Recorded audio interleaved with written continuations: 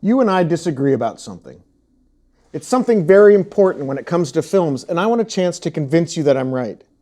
In fact, I want to spend this entire lecture trying to convince you that I'm right, because I think it's going to help you appreciate movies in a whole new way.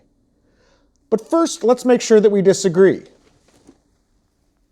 Take a minute and think of all the film genres you can bring to mind.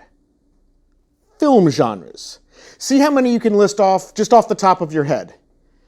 And here's where we're going to disagree. Here's my question. How many film genres are there? I'll make it easy. I'll give you 4 choices to choose from. Fewer than a dozen, 1 to 2 dozen, 25 to 50, or more than 50. Have your answer? Okay, so do I. You go first. Okay, no, that's incorrect. The answer is 11. Fewer than a dozen. And I know, we disagree.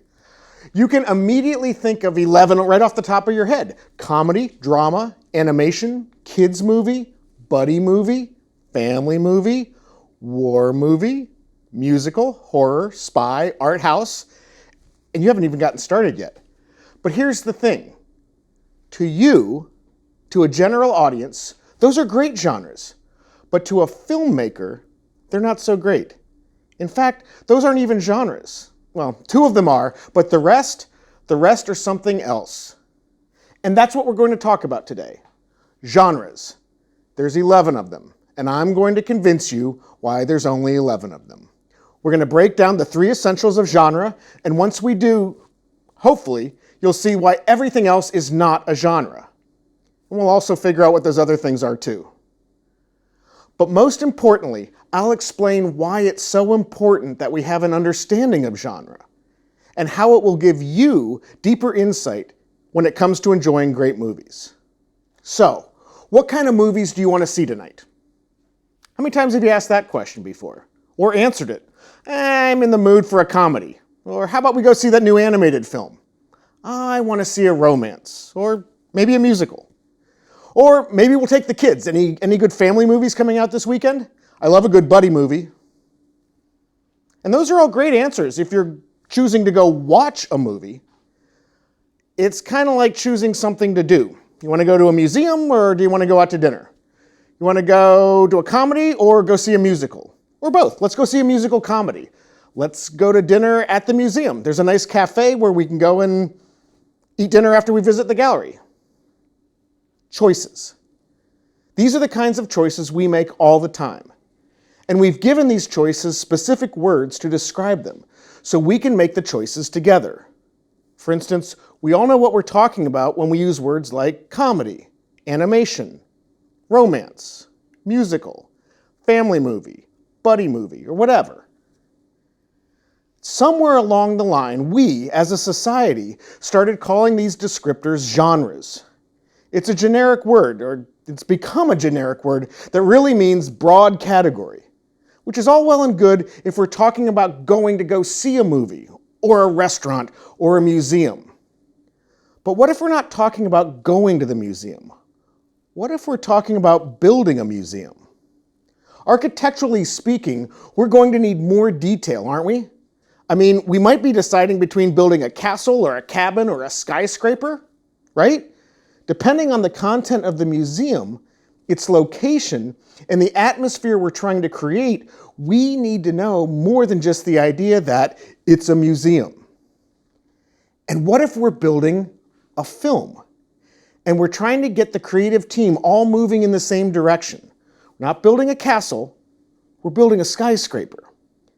Different expectations, and we need specificity to zero in on those expectations.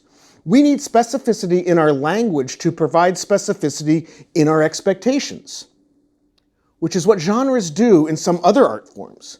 For instance, a reggae song is different than a blues song, which is different than rock, or country, or rap. But in film these days, the general vernacular being used, this whole idea of genre, it's way too broad. It's too vague, it's becoming meaningless. But it doesn't have to be. Now, I personally have a specific way of looking at this idea of genre. I've written about it in a book called The Screenwriter's Taxonomy, and it begins with one simple question. What is a film genre? How do we define it? That's it. Let's start there. Maybe with a few examples. Here are two easy ones. I think we can all agree that war films and horror films are film genres. So war films. A list of great war films might include All Quiet on the Western Front, A Bridge Too Far, Apocalypse Now, Black Hawk Down, The Dirty Dozen, Full Metal Jacket, The Green Berets, The Hurt Locker, Saving Private Ryan, and Stalag 17. Just as an example. Yes, there are others. There are many others. But that's a list of 10 good ones, I think. And if we're looking at horror films, could we also agree that these films fit into the horror genre? 28 Days Later, Alien, Blair Witch Project, Friday the 13th, Halloween, Invasion of the Body Snatchers, Psycho, Ringu, Rosemary's Baby, and The Shining. Fair enough? Okay. So here's what I notice about all these films, all 20 of them. They're either about a group of people who slowly, throughout the course of the movie, one by one, die violently at the hands of the other. Either that, or it's the story of an individual who, piece by piece, slowly has each piece of themselves destroyed by this other being, as in Rosemary's Baby. Instead of the group being dismantled piece by piece, the individual gets dismantled piece by piece. And yet, in both war movies and horror movies, there is usually a survivor. So, in a way, these are survival stories. And who survives? It's usually not the strongest, nor is it the timid. The greedy often die, the gluttonous, the backstabbers, the lonely, and those that are too gung-ho, right? I mean, you know this to be true. Who survives in war films? The brave, the heroic, the patriotic with something to live for outside of himself. And who survives in most horror films? The pure, the innocent, the good who face their fears and choose to stand up to evil. And these people, our heroes, are often forced to be heroic because in both films, these war films and these horror films, they typically take place in remote locations where the characters are isolated. True, it may also take place in a large city, but still there's this sense of isolation, either by language or disease, behavior, or the fact that everyone around has had their body snatched or is confined to a prison of war camp.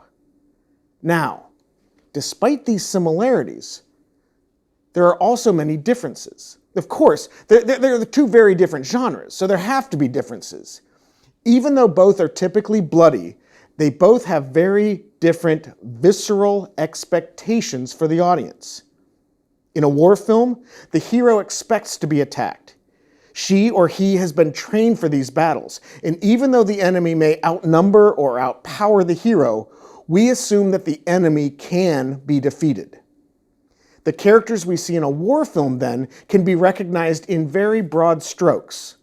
The soldier who wants to win the battle, the commander who wants to lead his troop to victory, the companions who are united and sacrifice for the troop to win, or the enemy who wants to defeat the troop at all costs. These characters wear uniforms, they carry guns, they ride around in military vehicles, etc. In a horror film, it's almost the exact opposite. The characters were never expecting this sort of horrific attack. True, they may be trained space explorers, but they weren't trained to fight an alien of this nature.